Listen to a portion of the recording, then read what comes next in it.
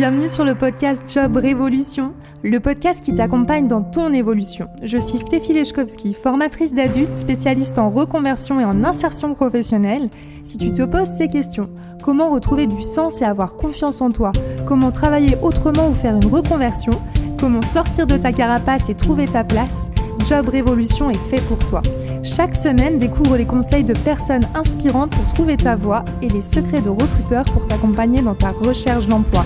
Si tu aimes ce podcast, je t'invite à t'abonner et à le partager. Bonne écoute!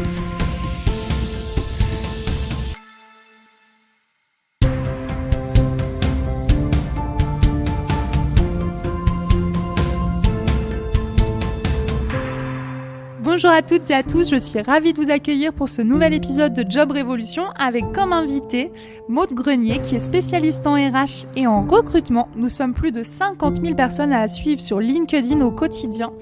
Elle nous partage des conseils sur le recrutement, sur la recherche d'emploi, mais aussi un podcast qui s'appelle L'Épopée où elle part à la rencontre d'autres fondateurs et fondatrices qui ont un impact positif sur la société ou l'environnement. Elle est aussi formatrice LinkedIn. Bref, je vous souhaite une très bonne écoute et j'ai hâte de savoir ce que vous en pensez. À très vite.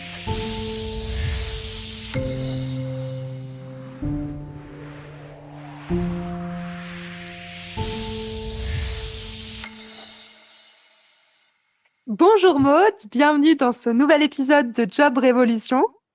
Bonjour Stéphie et merci pour l'invitation. Alors, je vais commencer par la grande question. Qui es-tu et quelle est ton expérience du recrutement ?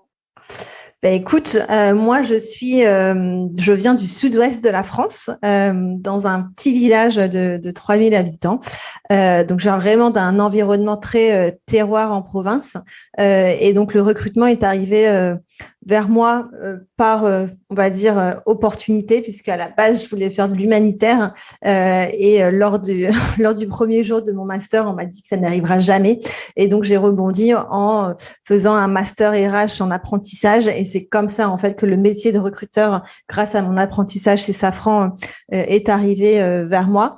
Et donc aujourd'hui, je suis spécialiste RH et recrutement. J'aide des startups post-levées dans leur développement de croissance. Et donc, je recrute au quotidien, mais aussi j'aide sur le développement RH. Ok, écoute, moi je suis ravie que tu sois là. Je suis ravie d'autant plus parce que comme beaucoup d'invités que j'ai pu déjà avoir sur le podcast, tu partages énormément de conseils sur LinkedIn au quotidien, que ce soit pour les personnes en recherche d'emploi, mais aussi ta vision du recrutement. Et exactement.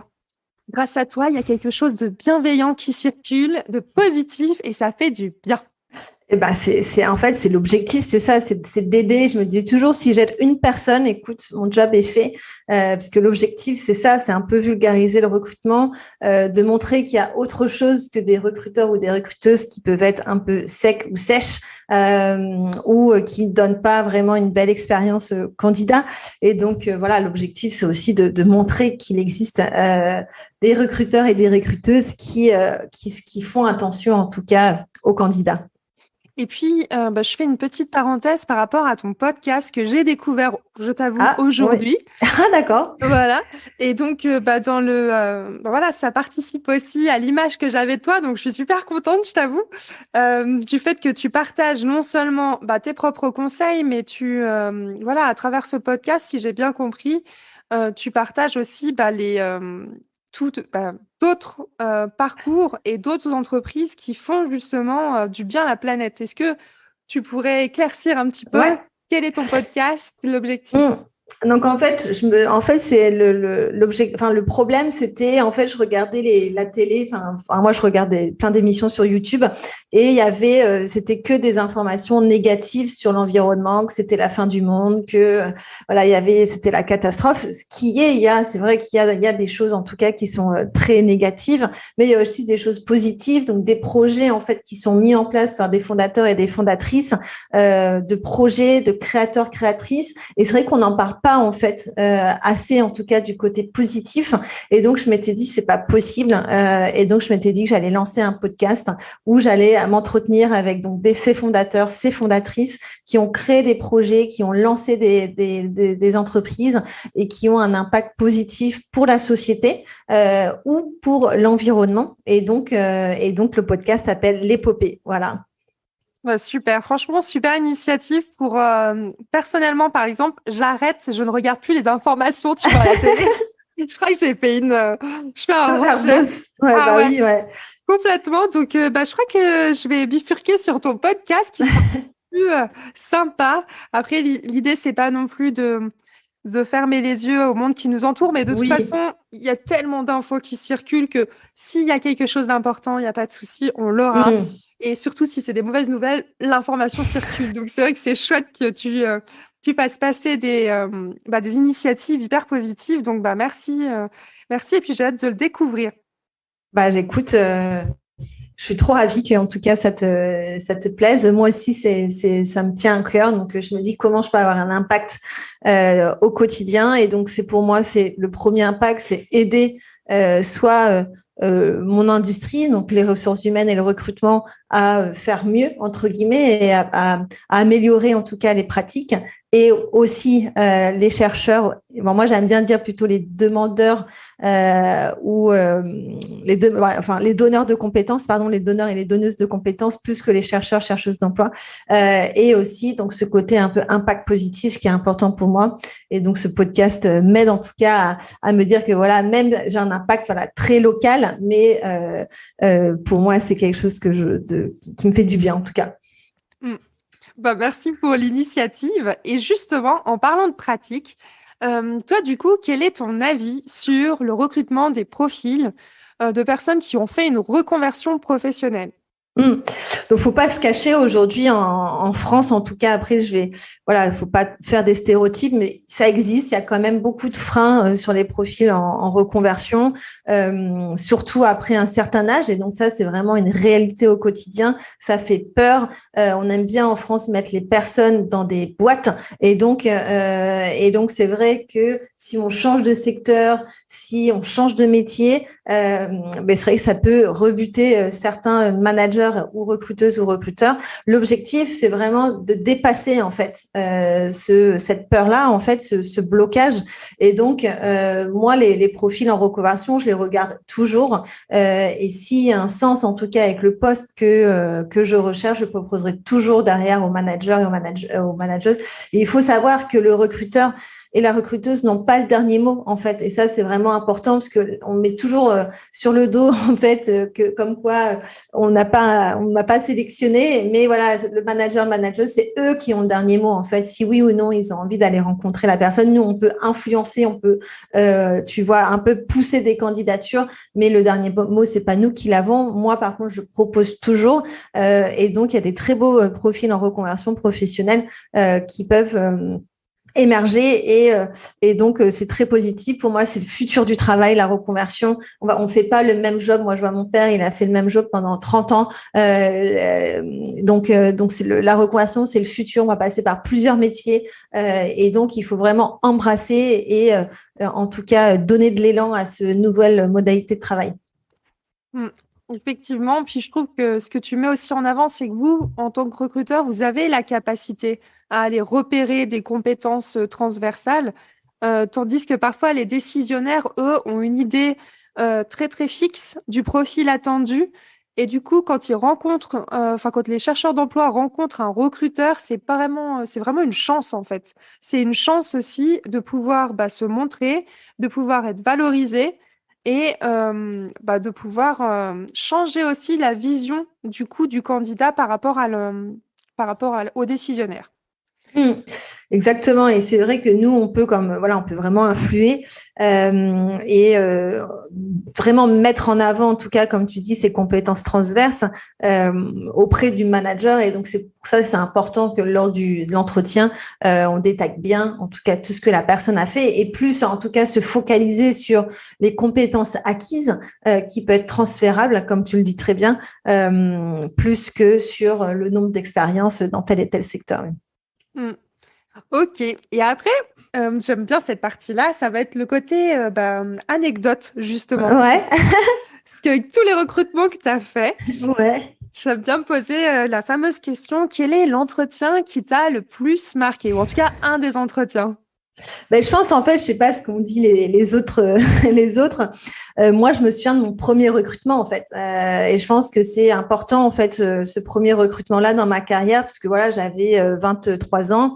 Je m'étais dit, est-ce que je vais être capable de recruter, tu vois? Est-ce que je vais pouvoir recruter quelqu'un? Et donc, ce premier recrutement, je m'en souviens très, très bien, tu vois, c'était en Belgique, c'était un ingénieur calcul, en plus, donc une profession très spécialisée. Écoute, ça s'est super bien passé. Il est toujours dans la boîte. Tu vois, je regarde de temps en temps son parcours parce que c'est voilà, c'est une personne qui m'a marqué. C'est mon premier recrutement. C'est ce qui m'a mis le pied à l'étrier. Et donc, je suis très fière en tout cas que ça marche en tout cas dans son entreprise et que le fit en fait c'est bien passé. Bah, félicitations et félicitations à cette personne, du coup, qui est suivie Exactement. de près. Qui est suivi de près sans le savoir, c'est ça. Mais c'est chouette. En tout cas aussi, ce que j'aime bien dans ce que tu démontres, c'est non seulement tu parles de dans ton premier recrutement, mais il y a un côté humain que tu es en train de montrer aussi. C'est que voilà, tu rencontres une personne. Une fois qu'il y a eu la sélection et le recrutement, c'est une chose. Mais vous vous souvenez aussi des personnes. Forcément, je pense qu'il y a aussi des affinités avec certains candidats, certains C'est ça. parcours, etc. Exactement. Ouais, ouais. Et Des candidats, par exemple, tu vois, et surtout quand j'ai démarré, parce que j'ai toujours fait en fait des postes très techniques dans l'ingénierie, que ça soit hardware ou software. Et en fait, il y a des candidats, mais je te jure, qui ont tellement pris le temps de m'expliquer tel et tel concept. Tu vois, que ce soit donc c'était dans l'aérospace. Et j'apprenais énormément. Et pareil, quand je me suis mis au software, il y a des candidats, mais vraiment pépites, qui prennent le temps, qui comprennent et qui t'expliquent simplement et qui sont pas du tout dans l'attaque. Et ça, enfin, c'est des vraies pépites. Et c'est sûr que là, on crée un lien. J'ai même encore, tu vois, des candidats qui m'écrivent et à qui on garde contact même après. Et je pense que c'est ça qui est important, c'est d'accompagner. En fait, on fait le recrutement, mais on accompagne. Et nous, ce qu'on veut, c'est que derrière l'expérience qu'on a entre guillemets qu'on a proposée, que ça c'est un vrai tremplin pour lui, tu vois, ou pour elle. Ok, parce qu'il y a une super expérience, super exemple. Ouais. Et puis, dans les entretiens un petit peu plus anecdotiques, est-ce que tu en as à partager? Ouais, j'ai deux trucs à te partager, deux entretiens, enfin pas des trucs, ouais, deux entretiens. Le premier, donc c'est un entretien qui a été vraiment donc moi j'ai plutôt une base empathique. Je pense que beaucoup de recruteurs et de recruteuses, je sais pas, voilà, si vous connaissez un petit peu le process com, je vous laisse regarder ce que c'est. Moi j'ai une base quand même très empathique, une base jaune, et donc en entretien j'essaie de me mettre à l'aise, j'essaie, tu vois, que ça soit vraiment une conversation et pas une interrogation. Et donc ça c'est vraiment important que ça soit une discussion entre deux personnes. Et là c'était une personne qui était vraiment très, très, très stressée, Stéphie. Je pense que j'ai jamais vu une personne aussi stressée, qui transpirait, qui n'arrive pas à me regarder dans les yeux, tu vois, qui était tout pâle. Et tu vois, je lui ai dit, écoute, respire, tu veux de l'eau, prends ton temps, voilà. C'était en plus un entretien avec le manager, donc tu vois, en amont, j'ai quand même essayé de le déstresser, mais voilà, c'était un entretien qui a été très dur parce qu'il était vraiment très très stressé. Il n'arrivait pas à nous regarder dans les yeux, il n'arrivait pas à parler de façon fluide, et donc ça a été c'était un entretien qui m'a marqué parce que voilà, je me sentais pas aussi très bien pour la personne, tu vois. Et donc tu ressens en fait les émotions. En entretien, tu ressens en fait beaucoup de choses. Et donc ça c'est vrai que ça m'a marqué. Le deuxième en fait, c'était écoute, c'était plutôt au téléphone, c'était pas en face à face. Donc j'avais fait c'était un entretien assez classique, ni plus ni moins. En fait, c'est après en fait, donc j'ai donné un retour négatif à cette personne-là. Et là, Stéphie, c'est sa femme qui m'a contactée sur LinkedIn en me disant mais pourquoi vous avez rejeté mon mari, c'est pas normal, il avait les compétences pour réussir, tu vois, donc ça, j'étais incroyable. Incroyable, voilà, c'était waouh. Et en fait là j'ai contacté quand même le candidat en disant mais j'ai reçu un message de votre femme, est-ce que tout va bien? Et il m'a jamais répondu, tu vois, donc donc des fois tu as des trucs un peu ouf qui arrivent. Et même vraiment au tout démarrage de ma carrière, il y avait une personne qui m'avait écrit un email vraiment très perché en expliquant par A plus B que il était le meilleur, que un jour on écrirait plusieurs tomes sur son parcours. Enfin, tu vois un peu la personne très égocentrique. Ah oui, quand même. Et tu vois, ça fait partie je me disais, il faudrait que je fasse un livre d'or de tout ce qui nous arrive aussi en entretien. Mais on va voir un petit peu les recrutements qui m'ont marqué, ouais. Ah oui, quand même, la femme. Écoute, moi, je vais te partager aussi une anecdote, mais ouais. Au départ, je voulais me spécialiser du coup dans l'accompagnement à la recherche d'emploi. Et donc, j'ai eu un rendez-vous avec un homme où ça s'est super bien passé. Vraiment, un super beau contact.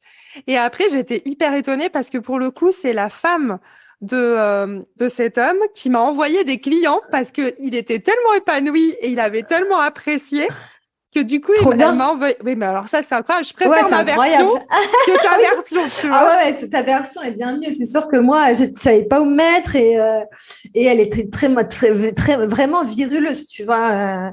Et donc, ouais. En fait, il faut se dire que nous, dans le recrutement, en fait, on est vraiment la première porte. Donc, nous, on se prend tout, en fait. Donc, tous les malheurs, tout le positif que le négatif. Et donc, on se prend tout, en fait, et on est vraiment l'entonnoir qui va filtrer pour les équipes.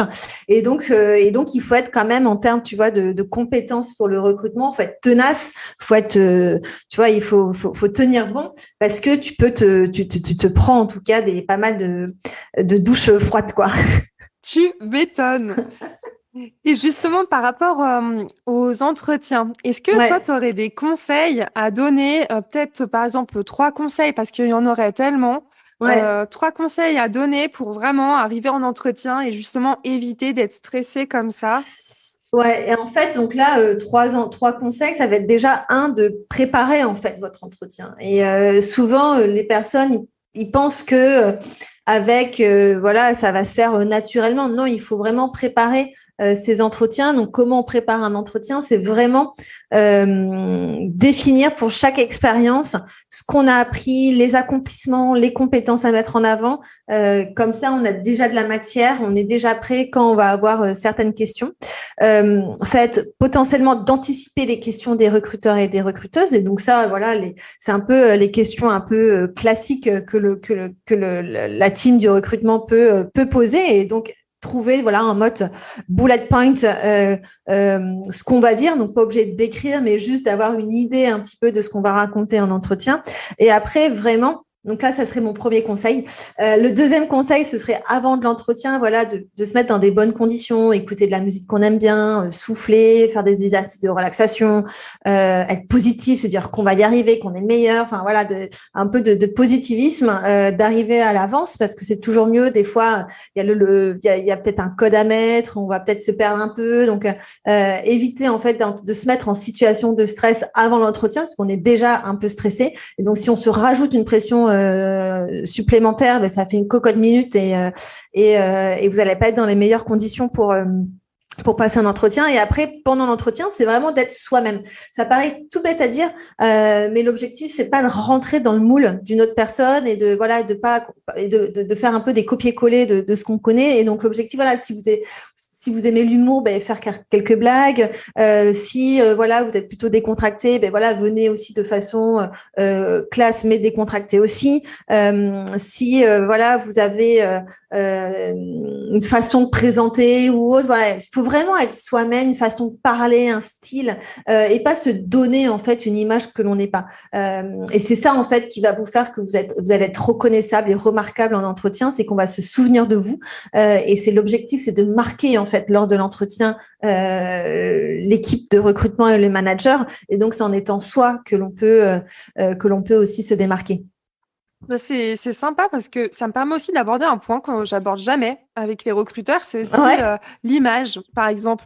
Et j'aime bien dire aussi aux femmes, par exemple, qui n'ont pas l'habitude de mettre des talons, c'est pas le moment de mettre des escarpins en aiguille qui vont vous faire des ampoules, vous allez boiter comme un cheval ou comme un cow-boy plutôt. Et l'idée, c'est vraiment d'être à l'aise. Et pareil pour les hommes. Commencez pas à mettre une chemise si vous savez que vous allez transpirer, que ça va être transparent et qu'on va voir vos poils. Enfin, vraiment arriver bien habillé comme pour un entretien d'embauche, mais pas non plus.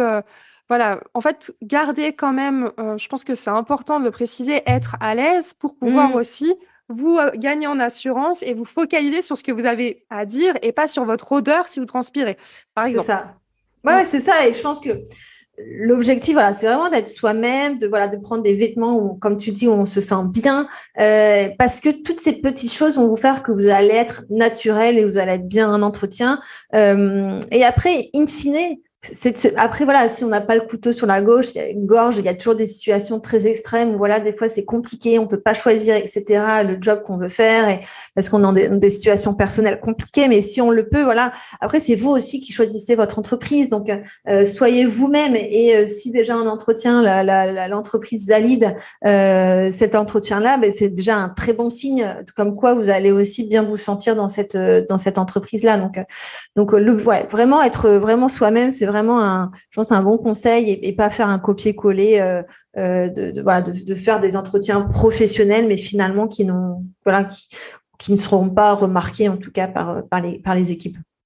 Puis le côté mindset, comme tu disais, le côté être positif, c'est chouette aussi que tu rappelles que, mine de rien, si les personnes arrivent déjà en entretien, c'est qu'elles ont déjà une porte ouverte, en fait. C'est ça. Donc, se focaliser peut-être plus là-dessus plutôt que sur les possibilités de ne pas être pris. J'aime bien, du coup, merci de le rappeler parce que ça paraît tout bête, mais le simple fait d'être en entretien, ça veut dire que les gars, vous avez réussi à avancer. Oui, donc, voilà. Chapeau. Voilà, ouais. Et être positif et d'être bien en entretien, bien avec soi-même.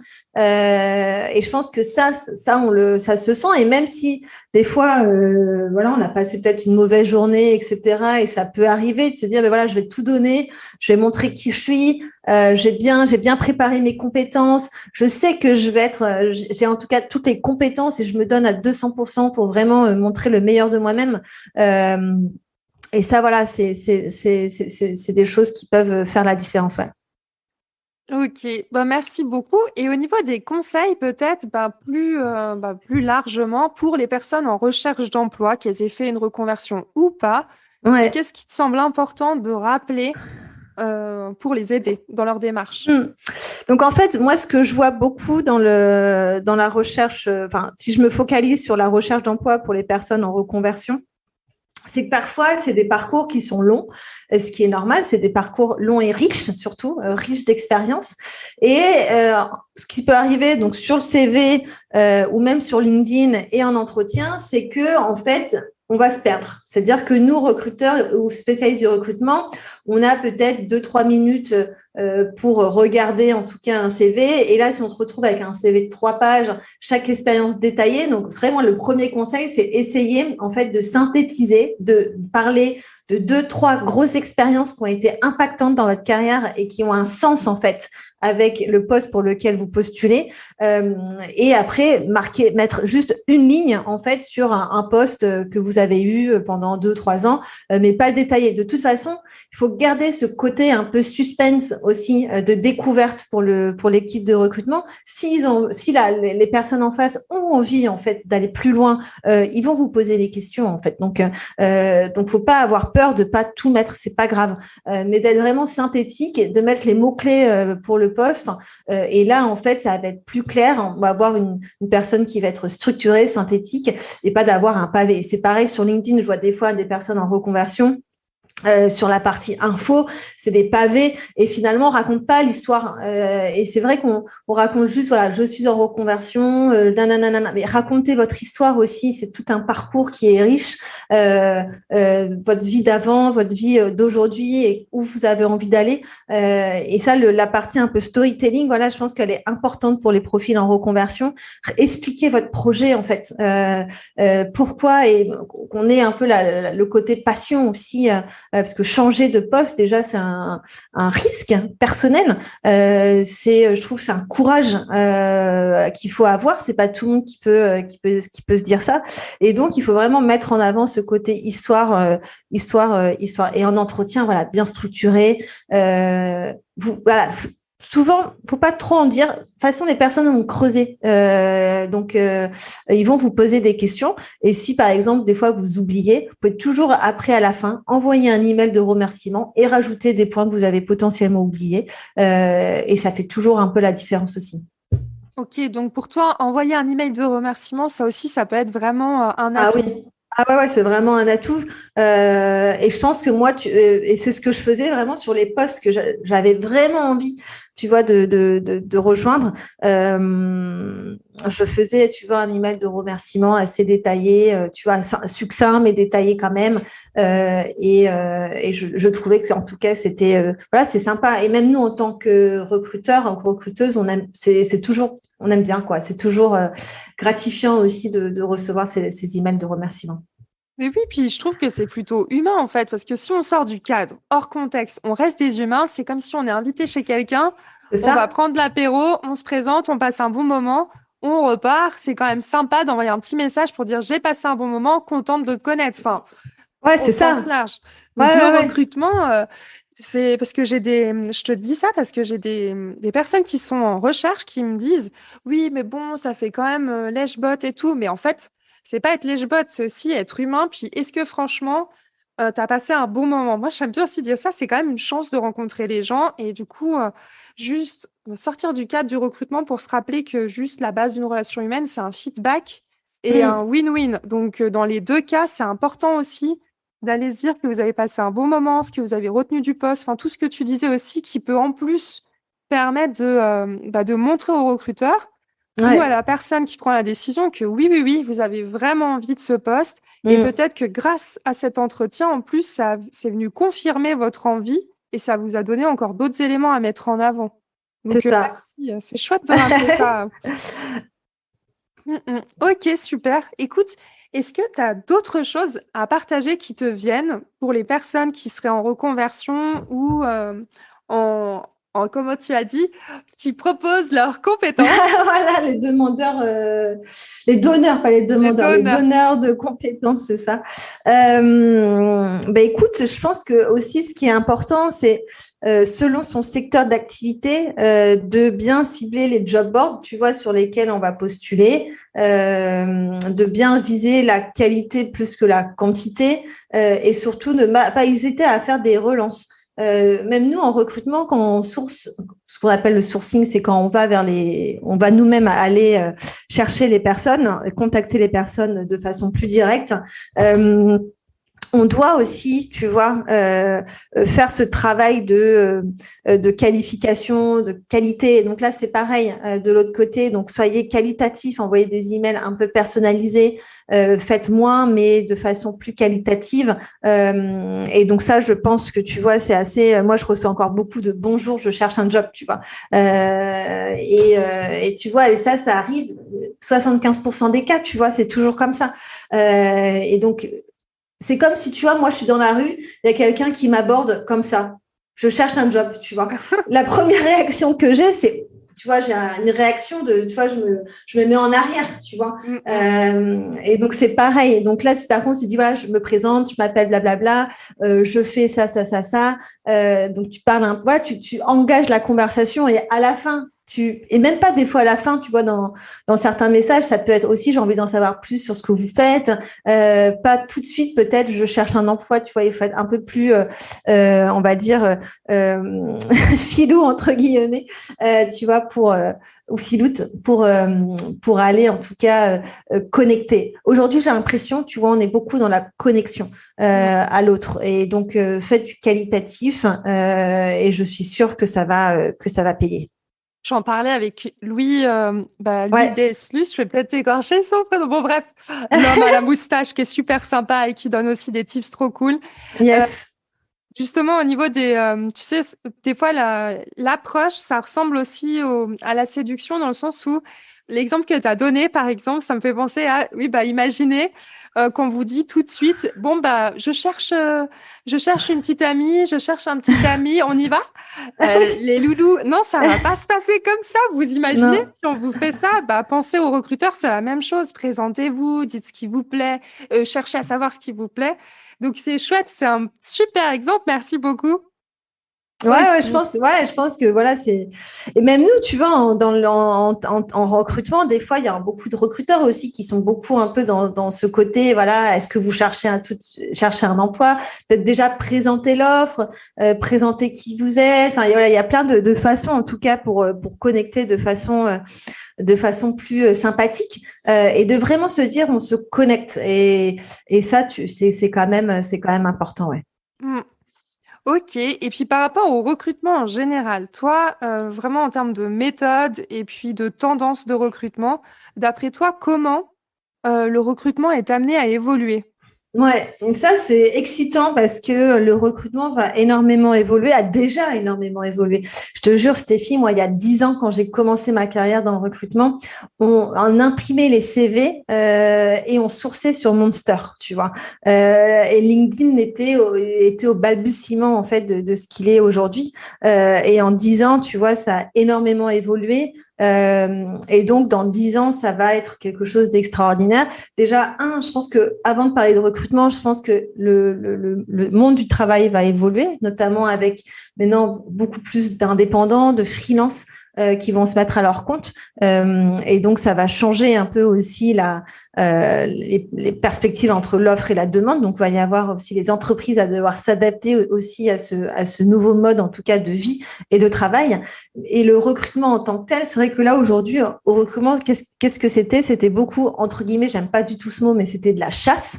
Donc, on allait chasser, en tout cas, les personnes. Aujourd'hui, on va être plus sur de la communication. C'est comment on communique, en fait, sur l'entreprise, sur les valeurs, sur les fondateurs, sur les collègues, sur quel sujet on a envie de parler, donc créer du contenu en fait, des vidéos. Moi, je crois beaucoup, tu vois, au job, aux descriptions d'emploi en vidéo. Tu vois, aujourd'hui, c'est de l'écrit. Pourquoi pas, ce serait un manager qui expliquerait en fait par vidéo le poste pour lequel il recherche. Et donc, je pense qu'il va y avoir ce côté un peu communication, réseaux sociaux qui est en train d'apparaître aujourd'hui et c'est l'avenir en fait du recrutement. On aura des nouveaux emplois comme le recruteur marketeur qui va être vraiment dédié à ça en fait, d'être la parole en fait de l'entreprise et de vraiment aller communiquer autour de la société voilà, c'est super excitant.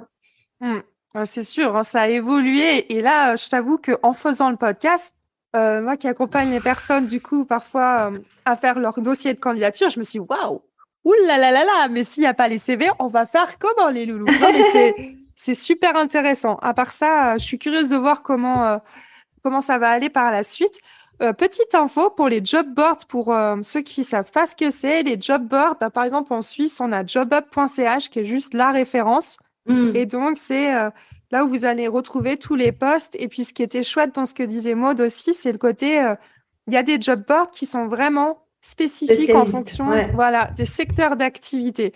Et ça, c'est comme les agences de placement. Il y a beaucoup de candidats qui ne connaissent pas les agences de placement et c'est dommage parce qu'en fait, clairement, c'est là que vous allez peut-être trouver des offres ou en tout cas, on vous cherche dans ces secteurs. On vous chasse pas, on vous cherche. Voilà. Voilà, petite info. Et puis, écoute, je te remercie beaucoup, Maud, pour ton temps. Est-ce que, Ah oui, important aussi. Quels sont tes projets et puis comment on peut te suivre? Ouais. Écoute, moi aujourd'hui j'ai 3 gros projets. Donc mon projet qui me fait vivre au quotidien, c'est donc accompagner les startups dans leurs problématiques recrutement et ressources humaines. Là, tout récemment, il y a plus de 2 mois, voilà, je m'étais lancée il y a plus d'1 an un challenge sur LinkedIn pour être plus visible. Écoute, le challenge a été réussi, donc je suis super contente. J'ai été sélectionnée Top Voice Emploi, les 200 influenceurs les plus remarqués sur le réseau. Et donc aujourd'hui, j'ai envie de partager en fait, c'est ce côté partage qui est important pour moi, mon expérience à d'autres recruteurs ou recruteuses ou à d'autres indépendants qui ont envie en fait d'utiliser LinkedIn comme un réseau de business ou de visibilité. Et j'ai le podcast dont on a parlé au début, qui tu vois, c'est du fun, c'est vraiment du fun, et je vois où tout ça me mène. Et donc, faut pas hésiter, en tout cas, à me suivre sur LinkedIn. C'est vraiment le réseau pour moi aujourd'hui, sur lequel, en tout cas, je m'investis beaucoup. Et par rapport à ta formation LinkedIn, si tu as encore 2 petites minutes, ce serait chouette. Est-ce que tu peux en parler plus sur le format en fait? Ça ressemble à quoi pour ceux qui nous voient pas mais qui nous entendent? Qu'est-ce qu'il y a derrière cette formation LinkedIn? Est-ce que c'est plutôt abordable par exemple pour les personnes qui justement n'osent pas aller sur LinkedIn et ne savent pas comment se lancer? Ou est-ce que c'est plutôt pour les personnes qui sont déjà sur LinkedIn et qui veulent bosser sur leur communication? Voilà. C'est vraiment pour les deux. Je pense qu'il y a vraiment le côté pour les personnes qui se sont pas encore lancées, qui ont vraiment envie de se rassurer en ayant tous les codes en fait d'apprentissage de la plateforme LinkedIn. Donc c'est un manuel où j'explique vraiment toute ma méthodologie, donc comment gagner de nouveaux abonnés, comment trouver des sujets inspirants, comment écrire ses premiers posts et comment derrière attirer et créer son acquisition, parce que c'est beau de discuter sur LinkedIn, mais derrière, voilà, quel va être l'objectif et comment on va créer ce tunnel d'acquisition.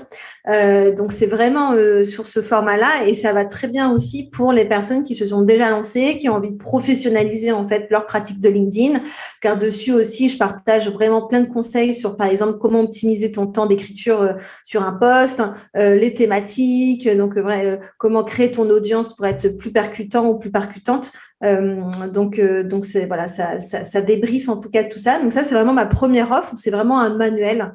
Voilà, ok, là c'est en autonomie, chacun prend son temps pour profiter du manuel. Et le deuxième, c'est vraiment l'accompagnement individuel ou collectif, où là, voilà, c'est en one-on-one, enfin ensemble, à deux, et puis ou en collectif pour une entreprise, par exemple, qui a envie de se lancer sur LinkedIn. Ok, c'est super intéressant. Et puis, j'ai eu la chance, juste avant de faire ce podcast, de tomber sur un live de toi. Donc, c'est aussi un moyen peut-être pour te découvrir. Et c'était chouette parce que, pour la petite histoire, donc Maud a expliqué comment justement publier un carrousel en, sérieusement, 2 minutes. Je suis épatée. Donc, évidemment, elle avait fait le carrousel en amont, mais en tout cas, c'est hyper chouette parce que je trouve que le format du live sur LinkedIn permet déjà de commencer à te poser des questions. C'est ça. Puis même à te voir toi, voilà, à t'écouter. Là, les gens t'écoutent, mais à voir ton approche, ta manière de faire. Donc, je vous encourage à suivre Maud, donc à vous abonner. Comme ça, vous pouvez voir ce qu'elle fait. Et puis, comme ça, vous allez être aussi au courant quand elle fait un live, ce qui vous permet de participer, puis de découvrir un petit peu plus son univers, notamment aussi son podcast. Et pourquoi pas, après, la formation en ligne, si vous voulez aller plus loin. Ouais, écoute, nickel Stéphie, merci pour tout ça. Écoute, avec plaisir, et c'était vraiment un super moment. Merci pour tous tes conseils et surtout ton temps. Et je te souhaite que tes projets avancent dans le bon sens. Et merci beaucoup. Merci Stéphie en tout cas, et bon courage à tous et à toutes.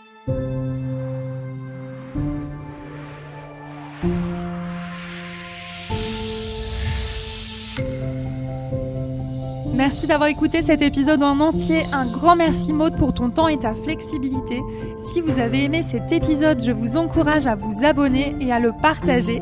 À très vite.